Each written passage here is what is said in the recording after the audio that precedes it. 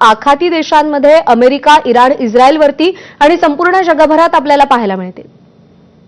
ही सकाळ जगातल्या म्हणजे ज्या भागात सकाळ आहे त्यांच्यासाठी खरोखर आनंदाची गोष्ट आहे की युद्ध संपलेलं आहे. पण हे युद्ध संपलेलं नसून प्रज्ञा आपल्याला एक गोष्ट लक्षात घ्यायला पाहिजे की हा केवळ 2 आठवड्यांचा युद्धविराम आहे. दुसरं, इराणनी जितके सगळे दावे केलेले आहेत, जे 10 पॉइंट्स त्यांनी दिलेले आहेत, ते म्हणजे फारच जहाल टाईपचे आहेत. म्हणजे मला नाही वाटत की अमेरिका, इस्रायल किंवा कुठलाही अगदी आखातातले देश सुद्धा त्याला मान्य करतील म्हणून. तिसरा याच्यात एक प्रश्न आहे की युद्ध संपलं, परंतु इराणकडे जे आण्विक शस्त्र आहेत त्याचं काय होणार? आणि चौथं, इस्रायल बद्दल या युद्धात इराणची भूमिका काय आहे याची?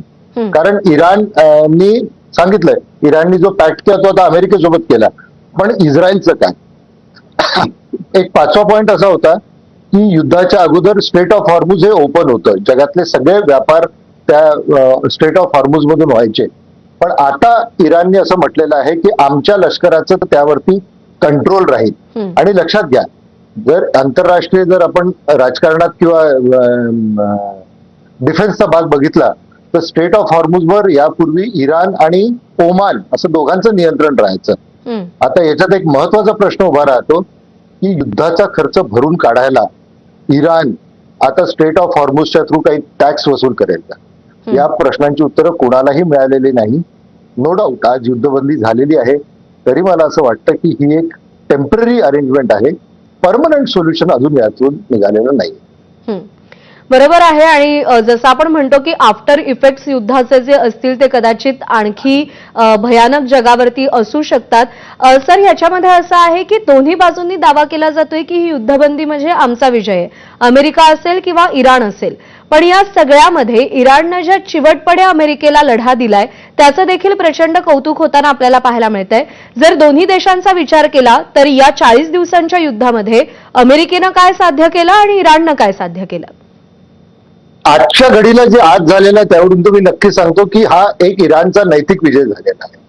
अमेरिकेसाठी ही एक फेस सेव्हिंग ऍक्टिव्हिटी ठरलेली आहे प्रज्ञा. हो, कारण अमेरिकेला काय मिळालं तुम्ही मला सांगा. म्हणजे ठीक आहे, काल परवा त्यांचे 2 पायलट इराणमध्ये पडले होते, त्यांनी त्यांना एक्स्ट्राडिएट केलं. ही म्हणजे त्यांचा एक लष्करी सामर्थ्याचं प्रतीक दिसतं. पण अमेरिकेला नेमकं मिळालं काय? कारण आण्विक शस्त्र आजही इराणकडे आहे.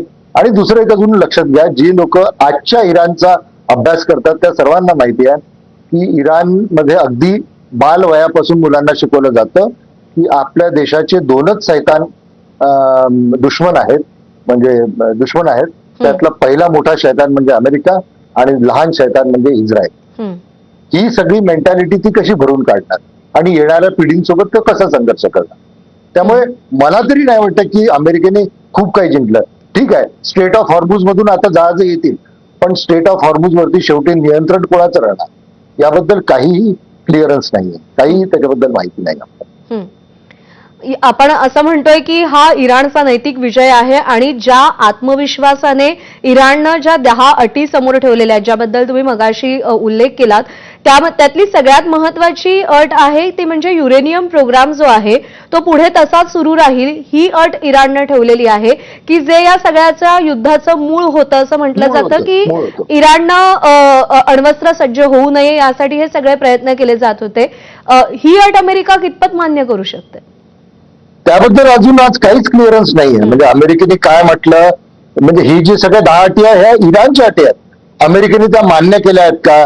मान्य केल्या आहेत तर कुठल्या लेवलपर्यंत केलेल्या आहेत? हे बघा, अमेरिकेचं या युद्धात अगदी सोपं प्रेडिक्शन होतं आधीपासून की या युद्धात इराणवरती युद्ध करायचं, खामेनेईला मारायचं, त्याच्याऐवजी रजा पहलवीला तिथल्या गादीवर बसवायचं आणि आपल्या हिशोबाने तिथे राज्य करायचं, जसं त्यांनी व्हेनेझुएलामध्ये केलं. यापैकी काही घडलं नाही. हो, त्यांनी खामेनेईला मारलं, पण त्याच्या पुढे काय? खामेनेईचा मुलगाच पुढे इराणचा सर्वोच्च धार्मिक नेता झाला आणि तोच सगळा कंट्रोल करतोय आणि तोच सगळं सांगतोय की आम्ही या अटींवर युद्धबंदी केलेली आहे. पण अमेरिकेला काय मिळालं यात? हो, काही काळासाठी आता तेलाचे भाव कमी होतील, कदाचित आपलाही रुपया वाघारेल, अमेरिकेला काहीतरी आर्थिक फायदा होईल. लॉंग टर्म मध्ये काय होणार याबद्दल अजून कुठेही काही क्लिअरन्स नाही. मला तर माझं वैयक्तिक मत असं आहे की इराणनी थोडासा आता वेळ मागून घेतलाय स्वतःसाठी की 2 आठवडे मिळतील आता आपल्याला त्यात आपण काहीतरी स्टॅबिलाईज होऊ आणि कदाचित पुढे हे युद्ध वाढेल. माझी इच्छा नाही आहे तशी, पण आंतरराष्ट्रीय राजकारण जर बघितलं तर हे युद्ध परत कदाचित 2 आठवड्यांनी सुरू होईल किंवा त्याच्या अगोदरच सुरू होईल असा माझा अंदाज आहे. सर, या सगळ्यामध्ये आणखी एक महत्वाचा प्रश्न, युद्धबंदी झाली किंवा आता सध्या जी काही शांतता प्रस्थापित होऊ पाहतीये, हा एक सकारात्मकच बदल आहे आणि सकारात्मकच गोष्ट आहे.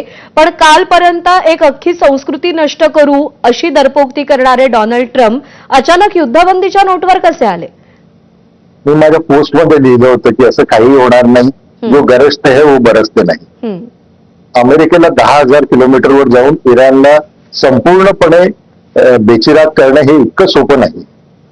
आणि जेव्हा इराणमधील जनता त्यांच्या सरकारसोबत किंवा त्यांच्या धार्मिक नेत्याच्या पाठीशी घट्टपणे उभी आहे, तेव्हा